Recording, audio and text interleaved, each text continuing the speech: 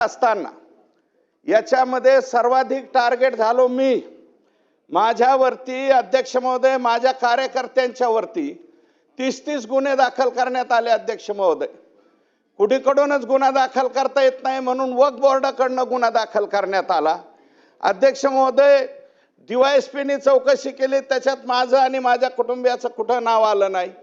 नंतर एससीचे म्हणजे additional कलेक्टरचे additional एसपीची चौकशी लावली, त्याच्यात काय आलं नाही। पुन्हा माननीय गृहमंत्री अनिल देशमुख साहेब असताना एक एसआयटी नेमण्यात आली, याच्यात तरी सापडतोय का म्हणून एसआयटी नेमली। अध्यक्ष महोदय, त्या एसआयटी मध्ये कुठेही माझं माझ्या कुटुंबियाचं नाव आलं नाही।